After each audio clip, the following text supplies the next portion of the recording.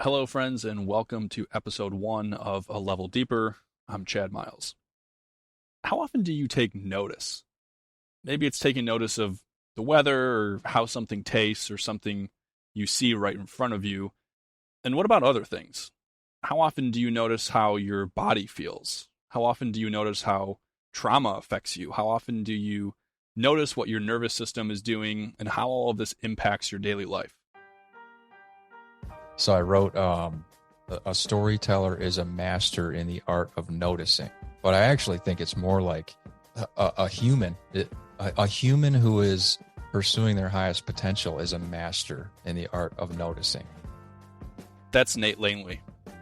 Nate and I met about 8 years ago when my wife Eileen started her career at a Michigan-based gym called Applied Fitness Solutions. Nate was her coworker. As I've grown to know Nate, I've noticed his journey of healing, and I wanted to have him on the show to talk about that journey. In our conversation, we'll talk about how we can all take notice and ultimately act to change the things we are experiencing and feeling on a day-to-day basis. And Nate noticed something when he started moving toward his pain and taking action on some of his deepest fears. I didn't die. So I all of a sudden had this awareness like, dude, you keep waking up every day.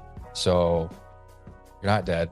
You might as well let's be more logical about this and just actually do something about it. This episode is full of insights and reflections on becoming more aware and making choices to create change. I hope you enjoy my conversation with Nate Langley.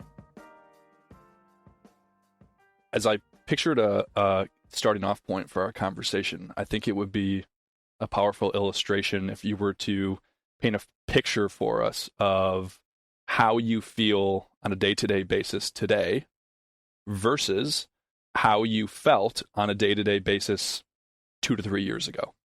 You're such a marketer, Chad. Always look, that's the before and after. We got to get their attention. That's right. Yeah, I think to sum it up in a way that we can maybe expound upon as we talk, I feel at ease. So it's during the last 2 or 3 years, or maybe it's 5 years, I'm not sure. Creating more awareness and kind of understanding the way that the nervous system affects pretty much everything, and how everything affects the nervous system. I discovered somewhere along that path that for most of my life, I was in somewhat of a heightened response state.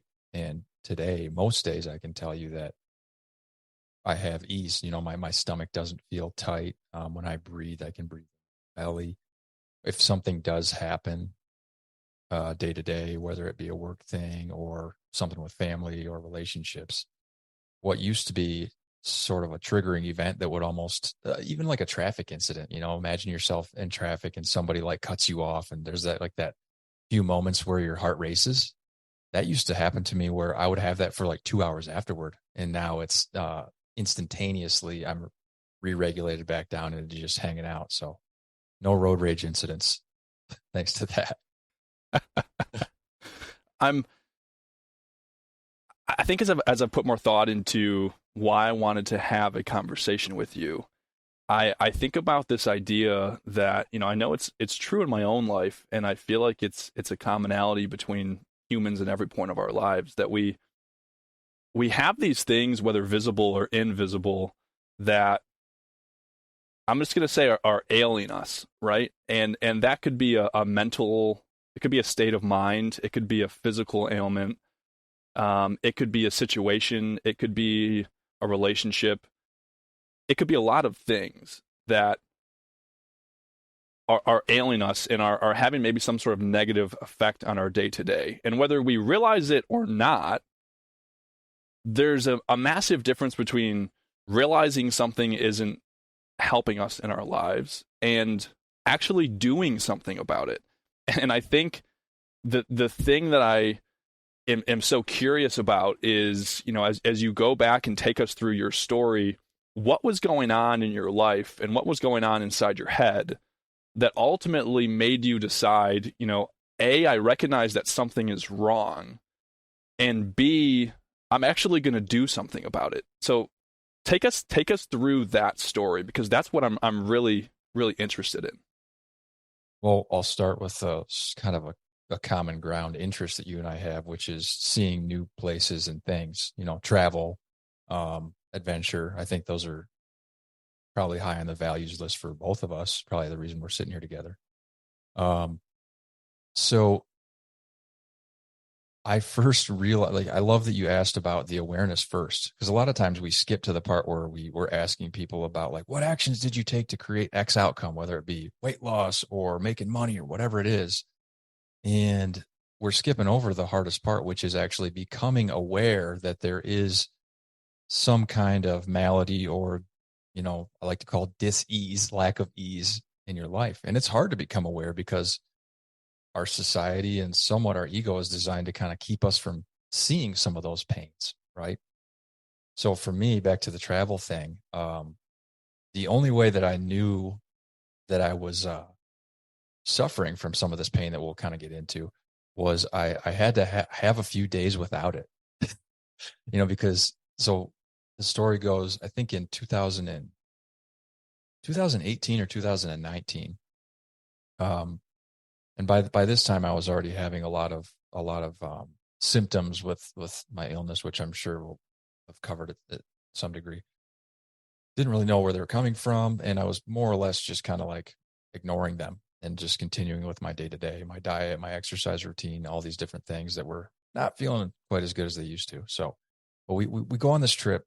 We were going to head out west. It was myself, my cousin Jared, who you're very familiar with, great friend, Devin, and then Renee, my girlfriend. We go out west. We were going to do, I think we flew into Denver, and then we went to Moab, out into the desert, to be able to kind of see the night sky. And this was my first time in a long time being to the American West. And when we were out there, I can't tell you exactly what point it happened, but there was this realization that I had, like, man, your body feels different right now.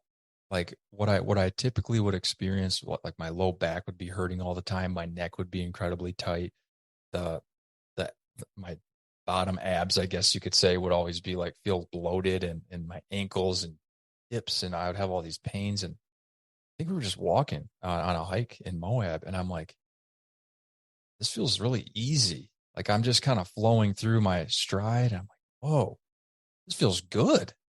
And then I started thinking to myself, holy shit, is this how everybody normally feels? Because my experience compared to that, like just walking, I had all these old injuries that would always be ailing me. And like just walking was taxing and created this tightness and disease in my body. So that being on that trip, I remember saying to Renee, I'm like, I feel so much different. And now that I do, I got to figure this out. I got to figure out how to have this all the time.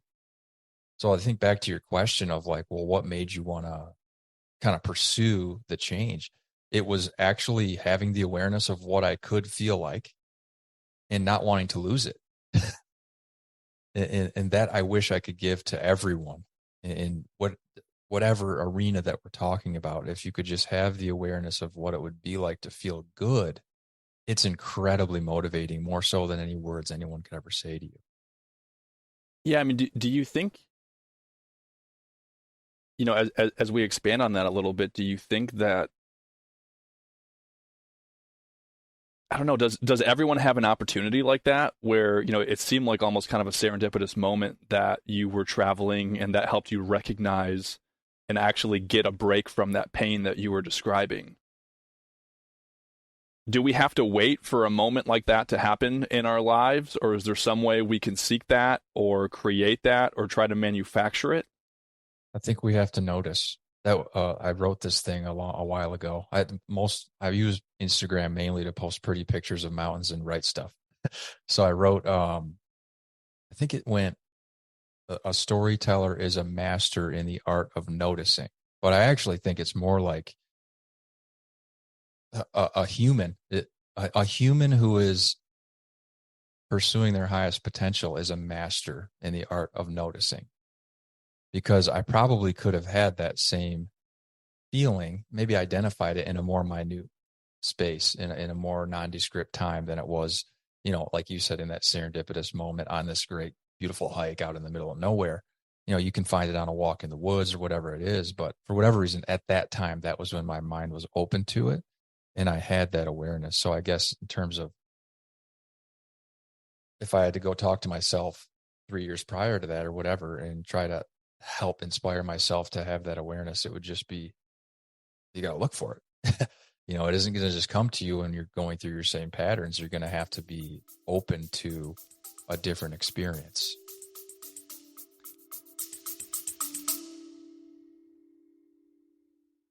I started this podcast for a very specific reason. I crave meaningful conversations and wanted to create an outlet to have more of them in my life. By recording discussions I was already having with friends and new conversations with new people, I guess I just wanted to bring deeper, more thoughtful conversations to a larger audience because I think we all have an opportunity to grow from them. I gotta tell you, it makes me uncomfortable to do so, but I'm asking for your help. I'm imagining a show funded by the people who want to support deeper conversations. So for the cost of 2 coffees per month, you can help keep this show going, and as a thank you, get access to some exclusive behind-the-scenes content that isn't available anywhere else. In the episode description is a link to our Patreon where you can pledge your support and automatically get access to all the bonuses. So after the show, I'd love if you'd head there and check it out, and thank you in advance for your support. Okay, back to the episode.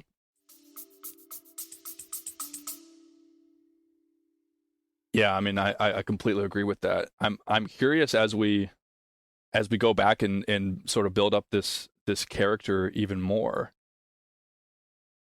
When I first met you, and at this point, I don't know how long ago that was. That might have been 8 years ago or so. I tried to hire you, I think, the first time I met you. Yeah, I think so. I think, yeah. The Nate that I met was this, how I perceived, this confident guy, especially this very physically, someone you took notice of. You had a big stature. You were this muscular dude. I'm a lanky, skinny guy, so I'm like, whoa, I don't want to ever get in a fight with this guy. Not that I ever would. But because I think as we talk about all of this pain and noticing all this pain, maybe the question is, when did you start to notice the pain? And because I'm just interested in, I know that because I have knowledge of your story, there was also this process of a Nate that existed 10 years ago that, I think from your story put a lot of pride in the way that you physically looked and what your body was able to do. Talk to us a little bit about that version of you. And again, when did this pain start to become noticeable in your life, and how did that process go? Yeah, I think I think I can somewhat quickly take you back to where I became aware of our ability to create a perception outside of ourselves. You know what I mean? Like, okay, I understand that an image is something that is useful in society or in relationships. And it came from a place of lacking an image that was considered desirable. So, that started really young for me. So thank you for the nice compliments, by the way. But I am also a lanky, what were the other words you used? I mean, we have the same stature, really. We're both like 6'4" with really long limbs, and we have to special order our pants. So, which is tough. But no, so when I was, I'm a redheaded person. So I'm growing up as this, red-haired kid, undersized at that time. I think when I got into high school, I was 5'7", maybe 130 pounds or so. I don't know. So I'm just this little dude coming into high school. To that point, I was very dedicated to academics. I was one of the more, I mean, it's kind of easy to be good at school when you're in like 6th and 7th grade, but hey, I was doing good. And I remember my very first day of high school. This is really like, I'm not even exaggerating at all. It was literally my very first day.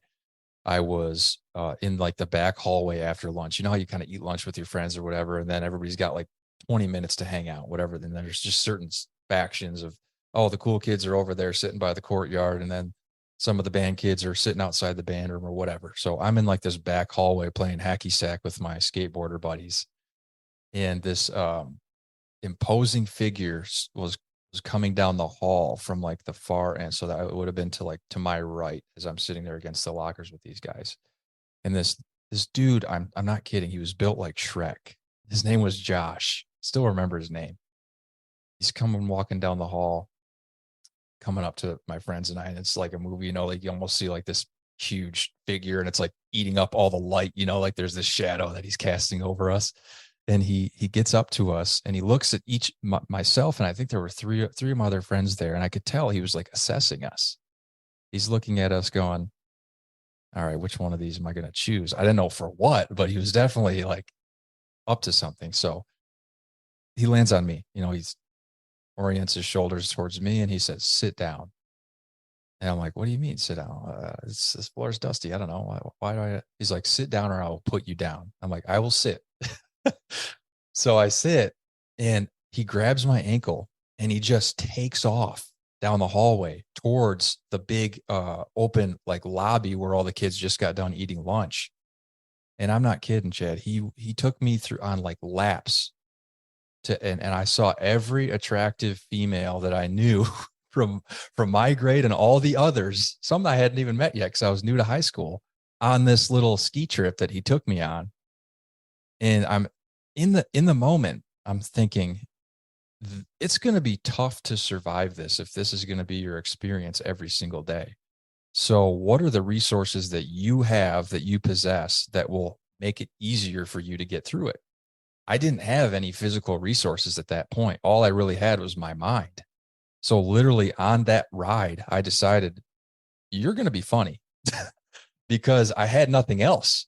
So halfway through the laps that we were taking, I just gave into it and like put my hands behind my head and pretended like Josh was my personal Uber, even though Uber didn't exist then. And as we went by people, I'd say, oh, hey guys, how you doing? See you in geometry. I'll probably beat you there. I got this sweet ride, just trying to make light of it. And that was kind of like the genesis of, as you and I like to talk about with like sort of the operating systems or the identities, that would have been maybe Nate 2.0, I guess, at that point, who needed to be the funny guy to protect himself from some of the pain that he was facing during that time. So the reason I started there is because I think it's important to know the sort of precursors to actions we take in our lives, right? So at the time, funny guy was the answer to keep me safe. As I got up through high school, I think I did end up growing. So I don't think I put on much weight, but I grew up to like 6'3" or 6'4". Right after high school, I wanted to play junior hockey. I really loved hockey and I was good at it. But again, I didn't have like the physical attributes for it. And they don't give you ice time just because you're funny. So I needed to figure out a way to build those. And by this time, luckily, I finally hit puberty. I think I was late to it, but I was there.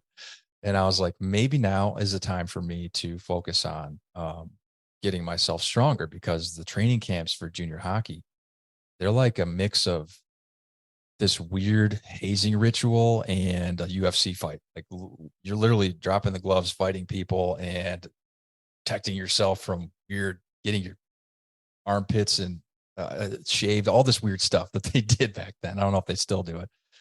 So that was really the beginning of this physical side that I was building as like a facade. So we've got this underlying weakness that sort of was exposed when I was young. And there were some things even earlier than that we might get into later in terms of weakness or vulnerability.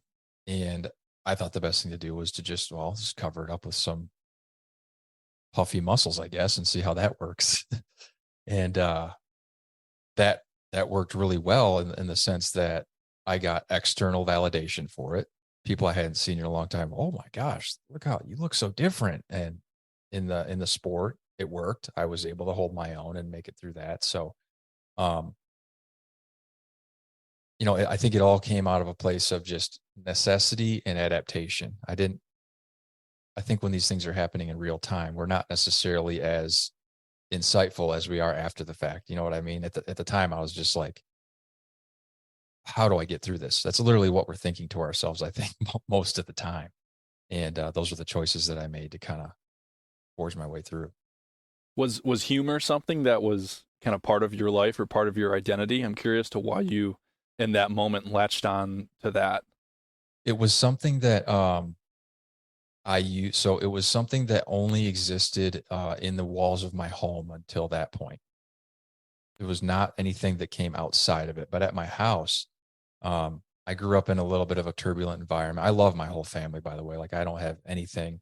I don't have negative feelings towards them. I think that I had a great childhood to some degree, but there was some tough stuff too. You know, we had some issues with alcoholism in my family, and more than one occasion there was some big blow up fights. And I was always the guy that was kind of like uh, the jester, trying to keep everybody, hey, just be cool, man. Like, and I'd be, do my little funny trick or make my funny noises or whatever it is, or recite some stand up routine that I'd seen that I was way too young to be reciting.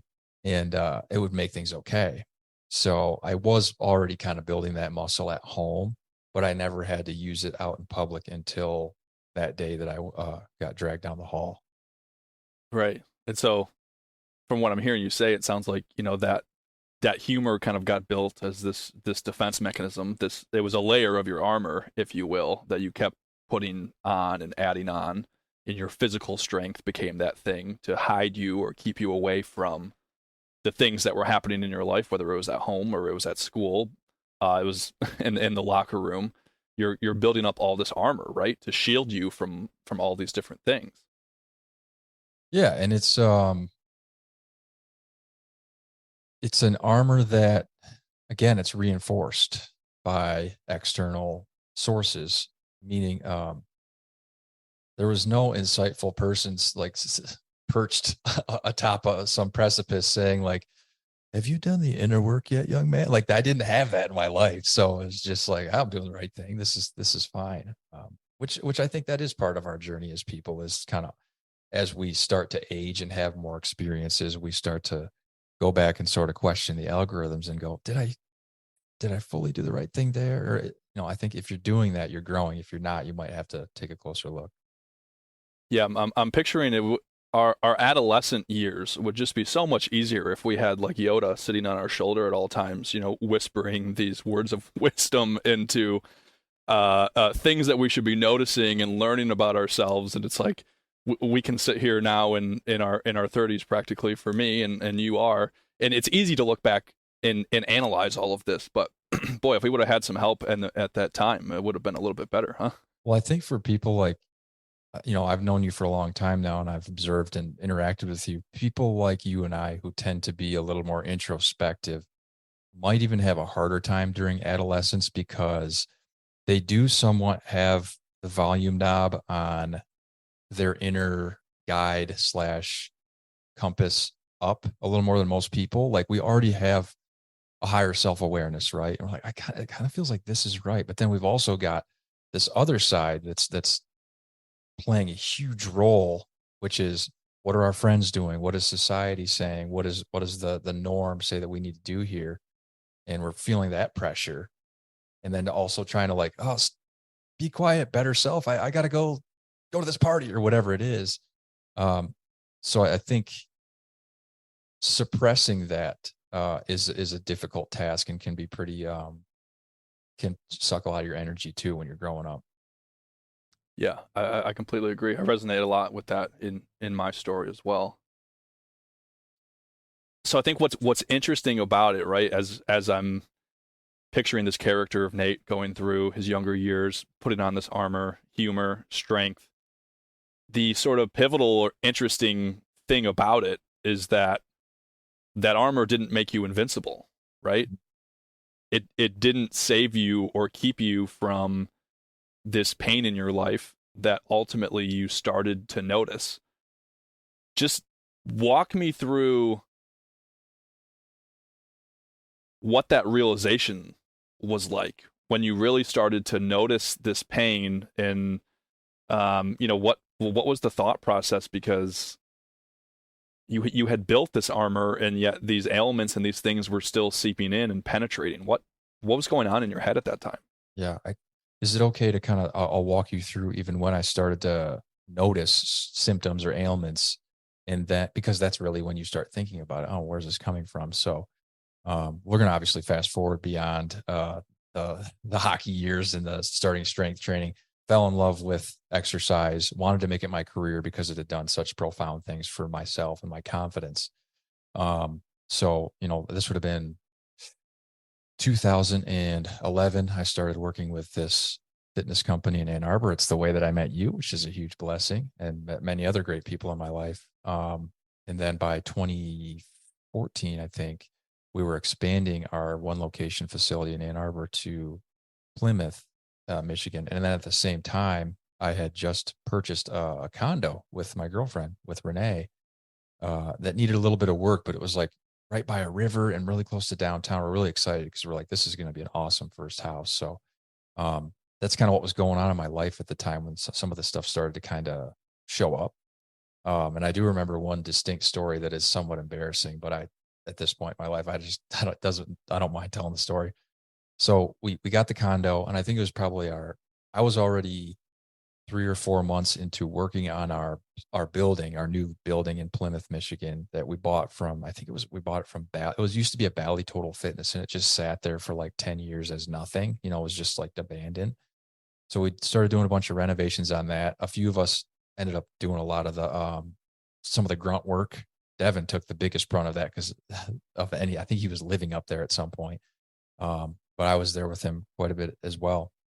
So we're doing that work, get into the condo, and I think we tore up the floor because we were going to do wood floors and a few other things. So Renee and it was our first couple of weeks there. Like I said, we've got this, I think everybody has that shitty air mattress that you kept after college that kind of has a leak in it. Oh, you have to. You have So, to. so we had that set up in the corner of our bedroom. Not much else was kind of set up in the house yet. And we're sleeping on this air mattress. And I woke up to Renee shaking me, and she's like, dude, what's going on? I'm like, what's wrong? She's like, you're peeing. I peed the bed so bad that there was nothing left to run into the bathroom and like, oh gosh, whoops. Like sometimes you're dreaming and like a little dribble gets on your underwear or whatever. That was weird. I fully emptied my bladder on Renee's leg. So I remember we obviously I like tried to like do a moonwalk out of the bed, to get, she runs into the shower, throws her clothes in the laundry. I strip my stuff off, strip the bed, start throwing everything into the laundry, and she comes back out and she's like, I know you're doing a lot right now because we felt a lot of pressure to launch this second gym, and we were stressed about getting this condo where we wanted it. We just chalked it up to like, hey, you're under a lot of stress. I promise not to tell any of our friends for at least 24 hours. which she then did for a while. And we really didn't think anything of it after that. But in hindsight now, I noticed like, that was not normal. That's odd. And then a few weeks after that, I was sitting in my new office at this Plymouth gym right after we opened, and I think I was making calls.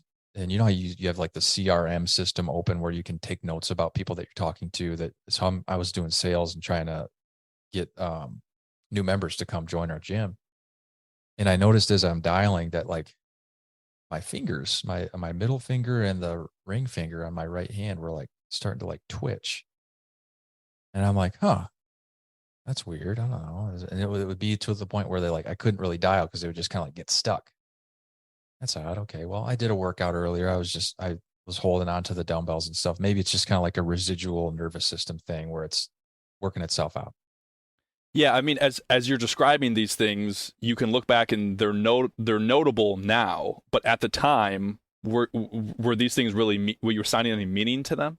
No, not really. But there was some underlying curiosity / fear because like with the little twitchy thing, I'm like, oh, it's nothing. Well, then like it didn't go away after 20 minutes. I like the whole rest of the day, my hand was twitching. And then I started noticing my eye. And I'm sure people have had this experience too. My eye started to twitch, and it started to come on where I'd have these like, I think you call them like fasciculations or tremors on my thighs and my other hand and in my arms, my shoulder, my neck. So you can only have that experience for a certain amount of time before you're like going over to the computer, WebMD, going down that rabbit hole. I'm having tremors in my muscles, and you can imagine what you find there is not uh it's not going to make you feel good. I think oh my gosh, I might have the beginning stages of ALS. Maybe it's MS. I don't know. So now I'm starting to get some of that fear built up from this Twitch thing. But not to the point, and this is a very important part of, I think, my realization now. Even though it scared the shit out of me that there could be something wrong, I was too scared to find out to actually do anything about it. So what I basically was doing there was making the choice, hey, it's better to be in a constant state of moderate fear than to just go and look into this and find out. Go into the unknown, find out, and then you won't have to be in that fear anymore. But I was kind of already programmed that being in that constant state of fear was a little bit more of a familiar place. What were you afraid of that you would find out? I think I was afraid I'd find out I had some kind of terminal illness. I've always had this odd fear of death. I'm honestly not sure where that comes from. Could be from some nervous system dysregulation that we'll probably get into from some stuff that happened when I was a kid. But yeah, that was really the fear, was like, okay, you've got something, it's caught up with you. The stress of the last few months has now kind of like clicked that gene to turn on, and now you're in trouble. And so knowing about it would signify that, okay, now the end is near. And for you, that was a scary thought. That was something that you didn't want to open yourself up to. Correct. It was like, I don't even want that to be an option. It's such silly logic when you actually spit it out and look at it. But, I think all of us can relate to that when it's running around inside of our heads. We've all got something like that we're dreading or worried about that we just let keep spinning up there. So that's what I did. I let it keep spinning. And I think eventually for whatever reason, like I wasn't having the tremor thing every day. So that was good. But then I started having pretty severe like digestive symptoms. I was having constipation, and anytime I would eat stuff I'd normally used to eat in the past, no issue at all. My stomach would like blow up with gas, and I'd feel burpy, and like my back would hurt because I couldn't even, I was unable to, like, when you go to like lift something up off the ground, you kind of like breathe in and brace your core to make sure that you're not going to hurt yourself. I'm doing like 6-day a week strength workouts, and I don't even have the ability to do that. So now I'm kind of like compromising myself that way to work around some of these new symptoms that I'm having.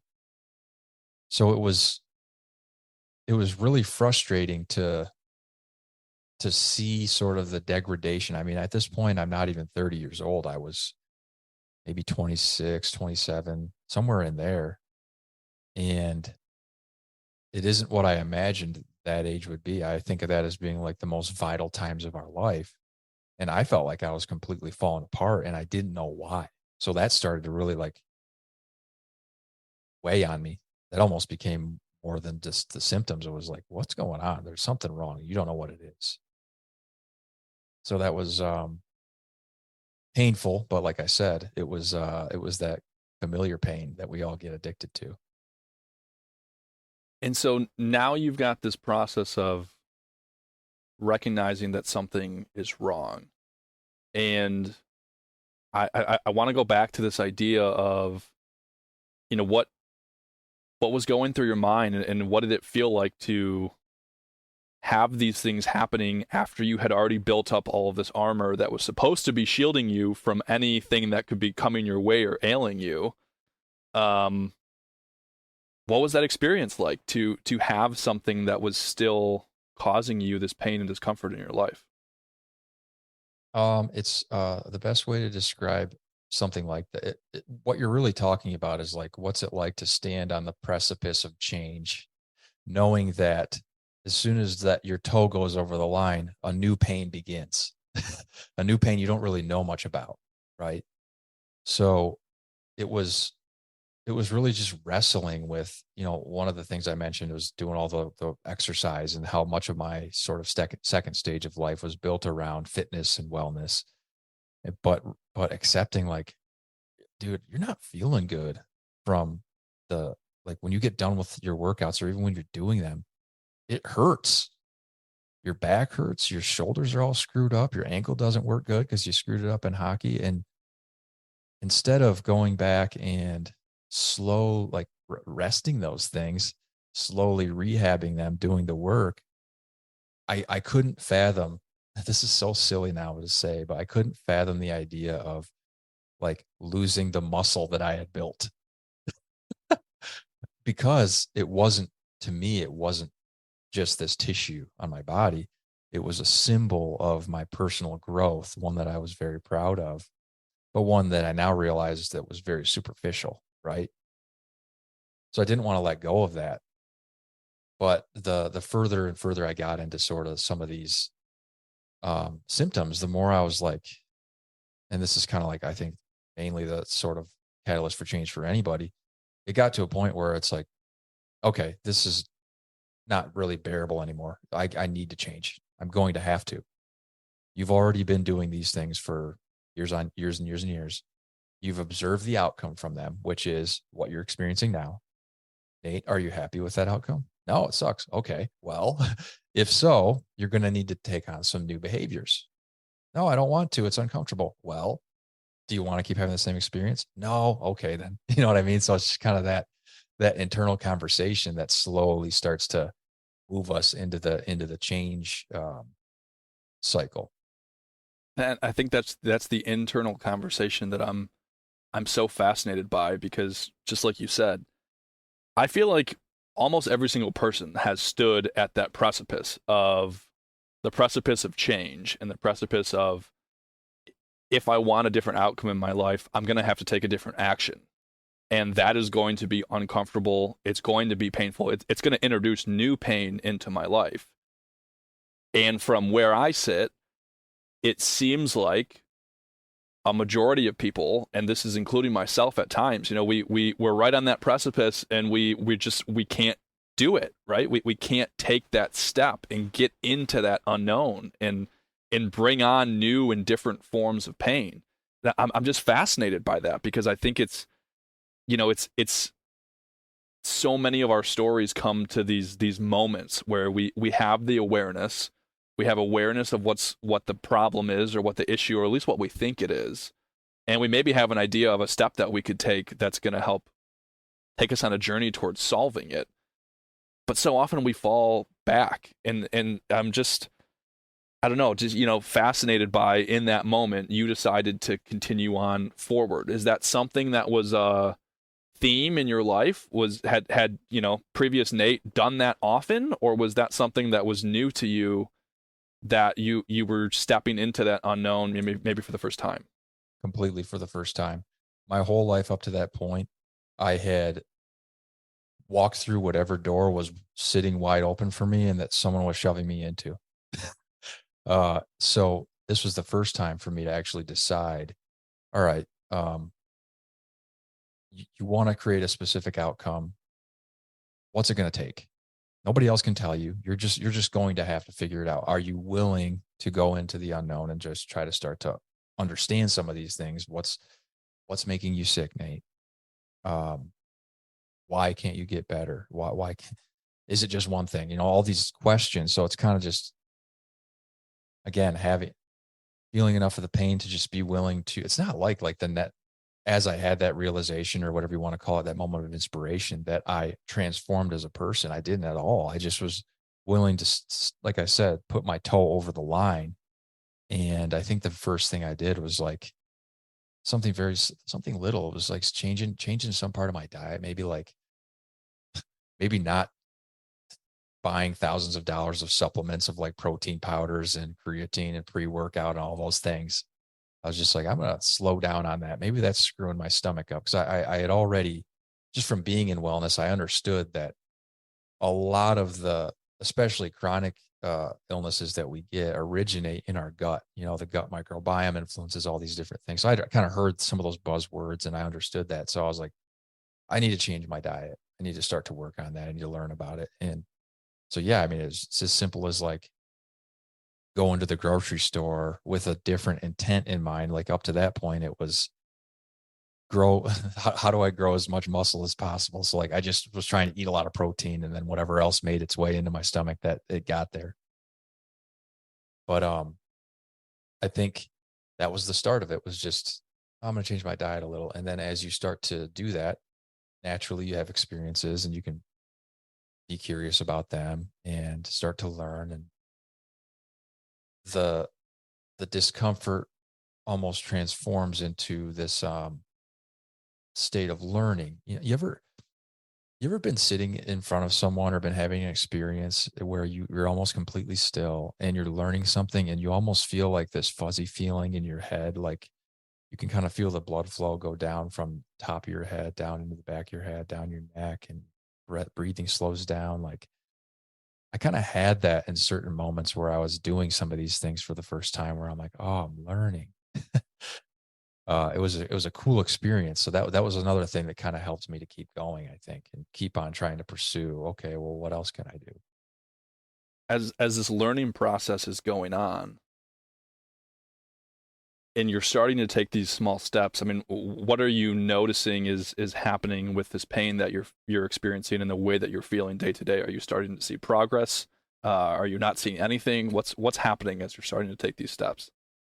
This is the sad reality of it, is that I saw no improvement for months, even though I was taking these steps, which obviously leads to frustration, because we've got kind of a limited amount of willpower that we can use. And in order to get more of it, we need to have some kind of reinforcement that tells us to keep moving, keep going down that path. So I'm running low on willpower and I'm doing a lot of these things. Now I've kind of committed, created this story in my head that I am this, a little bit more, I guess you could say, fortified version of myself from a mindset standpoint. Like, no, I'm going to get through it. Telling myself that you're going to find out. I think I had the mandate of like, figure out what's making you sick and reverse age yourself by 10 years was like this mantra that I kept on saying in my head, but I wasn't seeing any change at all. And I ended up, it's not for lack of trying and researching either. I was researching a lot, but I ended up finding I won't call it a cheat code. I found an aid in that process that I can tell you a story about, but it's outside the realm of typical conversations, but I'm not sure that you're really interested in typical conversations anyway. No. So this is really where I started to.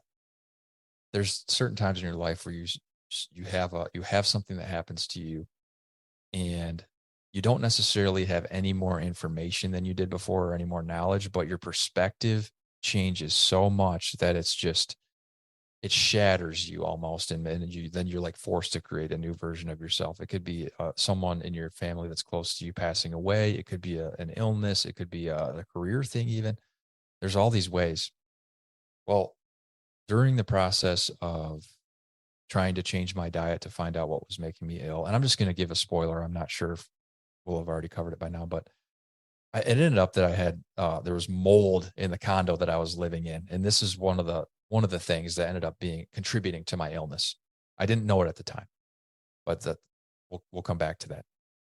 So that was one of the things that made me sick, but didn't know it. And I started getting into, I think most early or late 20, early 30-year-old men, at least at some point, run across the Joe Rogan Experience podcast, whether they're trying to learn about archaeological finds or the latest political stuff or whatever. It's an interesting podcast because it's this open dialogue where you can hear from people in all these different realms who have very interesting things to say, and that have experiences that you've never had.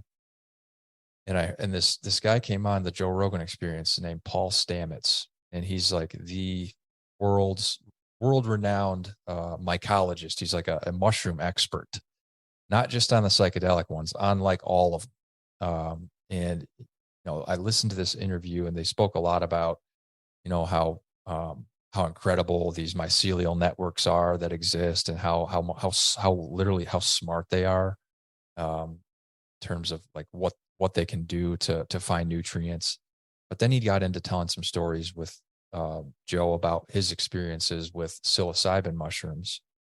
And I don't have time to tell all the stories that he had here, but I'm sitting here listening to this incredibly articulate person who studied these things for his entire life say that, oh, it was a few doses of this psilocybin completely changed my life. He actually grew up with a stutter, and one of his uh, journeys that he went on with this plant medicine, actually he had this profound experience where he spoke to himself and talked to himself about this stutter, and he resolved the stutter. And if you hear this guy talk now, there's no stutter. I mean, he's very articulate.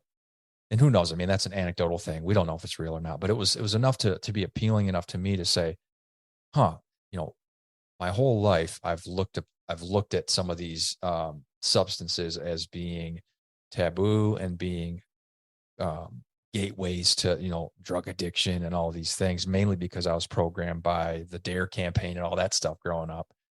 This is the first time really hearing about these things as a therapeutic substance, not just something that you would use to escape reality or anything like that, but actually use to kind of like go inward and uncover these deep insights. So it stuck with me. So then I started like reading as much as I could about it, and I listened to all kinds of people talk about their experiences with it, and many of them went into it with some sort of ailment. It didn't necessarily have to be physical, but they had an intention going in to uncover some things that were maybe kind of like hidden in their subconscious, and it gave them exactly that, whether they liked it or not. So part of me was a little scared too, right? But I ended up working up the courage to actually try doing one of these journeys. So it was me and a couple of very close friends took psilocybin on a day. It was like a November gloomy day in Michigan, like 48 degrees and rainy. Um, and I remember before we did the journey, just because of all the reading I'd done, it's very important. One thing, set and setting is really important, which I don't think we nailed because it was a shitty day out and we were inside. But also, you want to have an intention going into it. And I was sure that for me, talking to myself, hey, okay, you're doing all this stuff to try to figure out why you're sick, and you're having all these symptoms all over your body. What is it? What is it that you don't know that maybe a deeper part of you does know? Um, because I'd also been doing some looking at traditional Chinese medicine, and most of traditional Chinese medicine is about how a lot of our illnesses come from our inability to kind of like metabolize our emotions. Like, so emotions will get trapped in certain organs and start to get imbalances and get sick. So I take it with that intention. Um, the day starts with us. I think we were playing Bananagram. I don't know if you're familiar with that, Chad, where you I am. have Yeah, the little pieces. I think we played with each other before. that's a Um, fun, quick game. Yeah. yeah, and so that game, you're putting letters together, and it's almost like Scrabble in a way, right? So we're playing, and it's probably 30 minutes go by, and then all of a sudden, each of us sitting around the table starts to really like overanalyze the words that people are choosing to spell, and like, oh, and like making connections. And then I think one of us at one point was like, I think the stuff's working. So that was sort of the beginning of the day. And then for the rest of the day, honestly, we had great conversations. We had a few insights come up here or there that each of us thought was profound, and new ways of looking at things, and a lot of delight too. One of the things that it did to me was it brought out like from deep inside me, like this the child version of me almost, where you're just at ease and happy, and like uh very aware of how lucky you are to even exist. It's interesting in that regard. That was actually a very addicting feeling. I remember thinking like, oh shit, you're really like these, you better be careful here. you know Had you uh had you ever felt something like that before? I can honestly say no. I've never felt and I can't say that I had experimented much. I mean, I drank somewhat in college a little bit, very minimal experiences at that point, even with marijuana. So uh, that was it was a new feeling, but one that it felt great. But throughout the day, and I wasn't forcing it too hard or anything, but I'm thinking, oh, nothing's really like coming into the old ticker saying like, hey, here's why you're sick, Nate. So I was almost kind of feeling defeated. And the day started to wind down. Other friends, we all kind of did our little debrief, and the effect of the mushrooms wore off. And I'm thinking, okay, well, I didn't necessarily get what I was going into it for, but it was a positive experience. And I felt fine. It felt normal. Okay, great. But the craziest thing happened actually. It would have been the day after, and I can't say that I've heard anyone else talk about there being some sort of delayed onset effect or anything from psilocybin. I don't know, but this is true to my experience. So Renee had gone out of town on a work trip, and so the next night I was sleeping, and I woke up to the most vivid, violent, visceral dream of an event that happened to me when I was around 8 or 9 years old. Uh, I witnessed some very serious domestic violence in my family at that time. And as a little kid that age, what are you going to do about that? You're 8 or 9. There's adults fighting each other, drunk. Like it's bad. Um, so this flash of this memory comes. I was in it again. The faces, the sounds, everything was just like crashing into me. And I don't know, it was 2 a.m. or something. I wake up. I was soaked in sweat, and it wasn't even a question. It was, and this is a thing about when people say they get insights from some of these substances. The substance doesn't like come to you as an entity always and say words like, hey, you are sick because you have a trapped trauma in your body or a trapped emotional injury, whatever you want to call it. It doesn't say that. You just know. It's just this knowing that it puts into you. So that happened. And I remember sitting there in tears going, wow, this shit's been inside you since you were 8 years old. And this is this is what's making, like, keeping you from being able to get better. What? And it completely changed my paradigm of what I believe health to be. To that point, it was all physical action, physical objects. And now it was so much more to me in an instant. So that was really the turning point for me to understand. You were kind of asking me about turning points and what did I feel any better? No. What happened after that is I made a commitment. I said, okay, Nate's guide or Nate's inner consciousness or whatever you want to call it, mushroom God, I don't know what.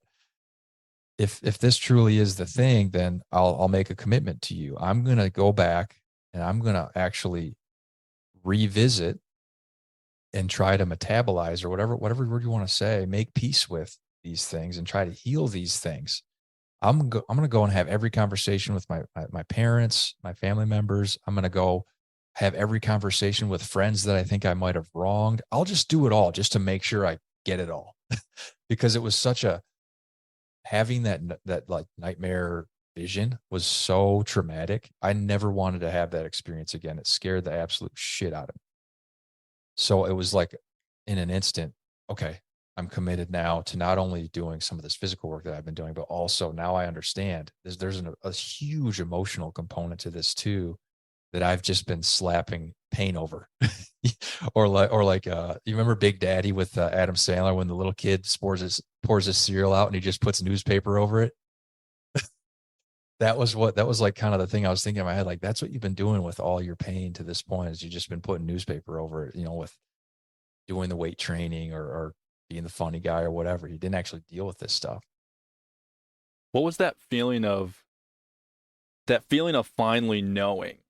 Because you talked about one of your fears in the first place was the idea that you would know that you had a terminal illness. You would know the that idea and that fear of seeking additional knowledge or trying to dive into it was around a fear of knowing. And so you have this experience, you have this dream and this vision, and now you assign knowing to that. What did that feel like? Because you were so afraid of it, and then it happened. You knew. I didn't die. So that was a big part of, and I don't know, I can't tell you that it necessarily was just the finite experience I had with the mushrooms that day or not, but I all of a sudden had this awareness like, dude, you keep waking up every day. So you're not dead. You might as well like, let's be more logical about this and just like actually do something about it. So I think as I made the commitment to sort of go back and try to heal some of that emotional stuff, which I'll be honest, I didn't know exactly how I was going to do it. I just knew I needed to put myself in the situations to make it happen. I also then got more serious about, okay, I need to go see my doctor. I need to go to the GI specialist.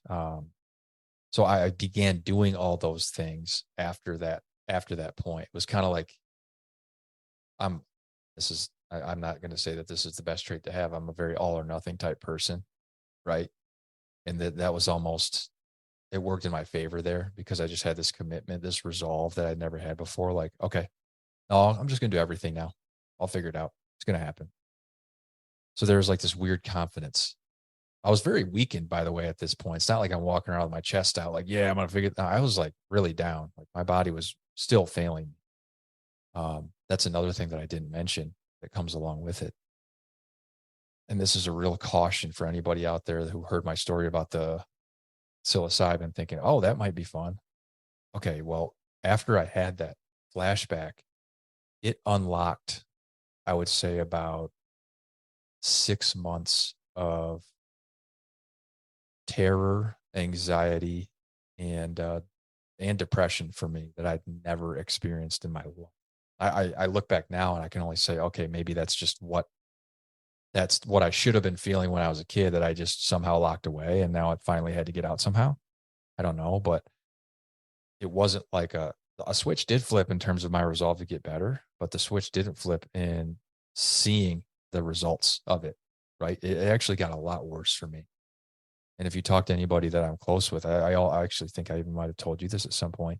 I'm still a little bit scared of that substance. Not because I don't think it's profound and magical and can change the world, because it's serious shit. So that was sort of, imagine that, you open this Pandora's box of anxiety and depression and heightened nervous system.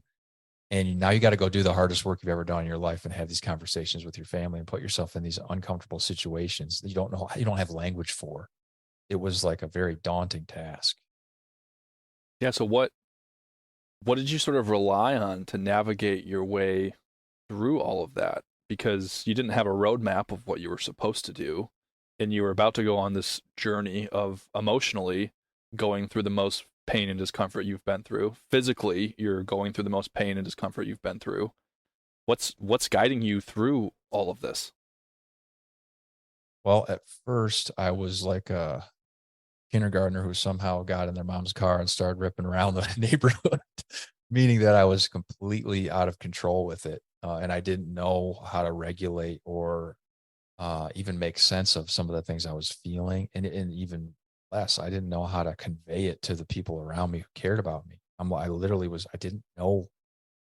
Again, we're talking about a lot of these things in hindsight. I didn't know exactly what was happening at the time. I kept telling Renee, I said, Renee, there's something going on inside my mind and my body that it is not me, but it's making me a different person. And I'm trying, but I don't know what to do. And she didn't either, like, so I would say like part of it was at least having someone to say that to at least get some of those thoughts out. But I had to get to a very dark place to actually take further steps. So I remember I think we were in the car on our way to, I might have seen you at this event. We were going to our Christmas party, the AFS. Didn't you go to a couple of those, the AFS Christmas Oh parties? yeah. Yep. AFS was the name of our gym, if I didn't mention that before. It's an acronym, Applied Fitness. But I love our employees and I love the community that we built. And usually the Christmas party was like sort of the event we all look forward to, because all of our facilities we had 3 facilities by this time. We all were going to get together and celebrate and not have to worry about any work stuff. And they're all such cool people that it was awesome. Well, I remember this year, would have been about a month and a half after having that journey, the mushrooms. I was in the car driving to this thing, having the most terrifying bout of anxiety that I had ever felt. I was literally thinking in my head, okay, when I get there, how do I duck away into the bathroom, and how long can I stay there before people start thinking I'm like passed out in there or something? How can I hide myself from the people that are going to want to talk to me? How do I pass off the responsibility of speaking to the group to somebody else? Because I couldn't do it. There was just so much pain and emotion, like just stuck on this. It was just below the surface, where I think if you were looking at me, you could almost like seen it like in my neck, like, oh my God, is he going to like throw up? It was right there. So I had to have a few experiences like that to then go, dude, you can't keep living like this. You need to see somebody. So at that point, I luckily, because of our gym community, I knew a lot of people who were in the mental health space, and I started seeing a therapist, and she helped me with some, what I now know. I think what was coming out is like, I was almost like releasing some PTSD. That's what the treatment I got was PTSD related. And the pandemic was happening at the same time too. So I feel like that was also Yeah, you can't ignore that. Yeah, our business was like getting trounced by the lockdowns. So it's like that part of me is like, okay, a lot of your identity has been built on this health wellness thing. Your career is built on it. That thing's crumbling down before you. And then you've got this personal shit you're dealing with that you don't really know how to talk about. So it was like everything was being wiped away. And luckily I did go see somebody who helped me understand. This is a really big thing. Help me understand that there was a way to be in the moment. There was a way to exist in the moment where I wasn't on fire, and also understand that it was going to take a while to fully get where I needed to get to in terms of the way I wanted to feel, to fully get my experience of baseline reality back, something I thought was going to be impossible. So that was a really big help. Yeah, I mean, as we sit here now, and we go back to the beginning of the conversation as you're describing more of your day to day now and sort of how you feel. I just think about this idea that you went through some really dark days, and I think our fear as humans is that we're going to experience those dark days and those difficulties, and there's not going to be another side. We're not going to make it beyond that, right? In my own personal life, I think about my dad dying when I was 17, and I was having this conversation with Eileen, my wife, recently, just about my relationship with death and reflecting on some of that. And, that was something in my life that gave me the perspective of I can go through, in my family, we can go through something really, really dark and difficult and emotional and challenging. And yet I can sit here today and I can still experience joy in my life. I can still smile. We can still have a meaningful conversation. Good things can still come from really dark and really difficult moments. And as I look at your journey and what you've shared during our conversation today, I see that theme coming through when you talk about it was a really dark and difficult period in your life. And yet, because we got to spend a lot of time together, a few months ago out in Arizona, I know that there's still so much joy and you are feeling more of this ease in your life. And I guess I just want to reemphasize that because I think it's just a great reminder for me, for everyone, that another side exists beyond the darkness and beyond that pain. And sometimes we forget that, don't we? It's to me, it's like this really special spice that you can that only certain people are blessed. And I say blessed, it's sort of like cursed, but it ends up being a blessing that only certain people are blessed with being able to taste along with their experiences. It's knowing where you were. It's looking back and going, oh my God, I never thought, I never could have possibly imagined that I'd feel the way that I feel right now ever again. And having that awareness makes those experiences later on, once you have gone through some of those storms, so profound that you're brought to tears. Like one of my favorite actors who I thought really embodied this was Robin Williams. He was, you could tell, a tortured individual, a very deep tortured individual. And you'd see him in his performances, whether they be comedic or otherwise, and you could, anytime when there was supposed to be like a heartfelt moment, it hit you 10 times harder because he somehow brought all that depth into the performance. And that's the way I feel some of these times when sitting on the edge of a mountain with you on Thanksgiving Day, looking out over this Arizona skyline that I somehow manifested out of a complete destruction of my old life. And now I'm sitting on this new thing that I never could have imagined it. And because I was so far into the shadows, to then be sitting in the light was like a feeling I can't even describe. And so as we sort of bring this home, as we think about your story and that experience, tell me about your kind of message to people. If someone's listening to this, and they're hearing our conversation and they're resonating, and maybe they've built up this armor, and for people it's something different. For you it was some of your humor and some of your strength, and there were still some cracks and there was still pain that was coming in, and maybe they're in that first stage of awareness. What's your message to them on what they can do about that? Um, I think once we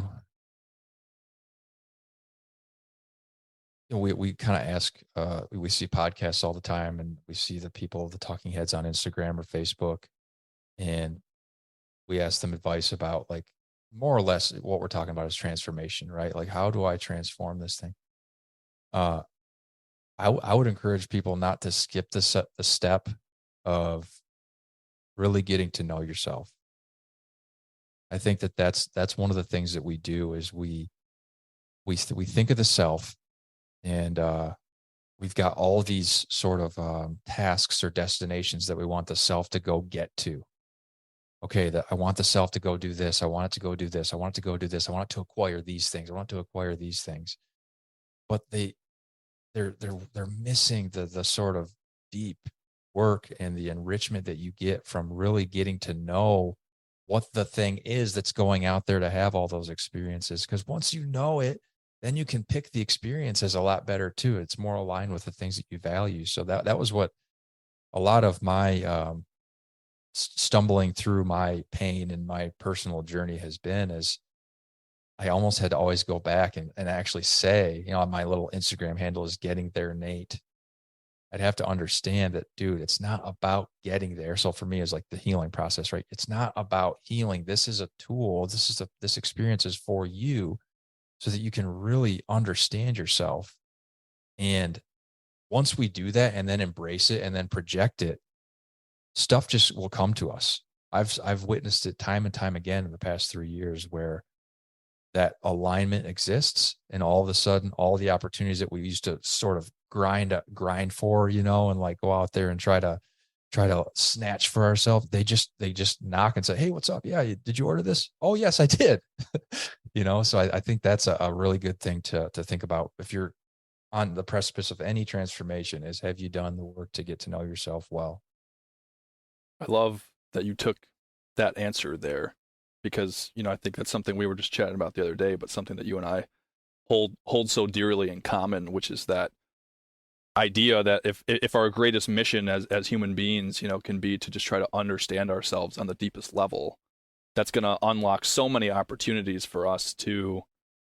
I think sometimes it almost sounds selfish, like I'm focused on me, and it's such a me type of thing. But I'm just a firm believer that if we take the time to really dig deep, to understand ourselves, to reflect, to learn about ourselves, to be curious, that allows us to, as you just described, meet others in a completely new way and show up in our lives completely differently and be more present and be more true to who we are. And that allows for connection, true, deep connection.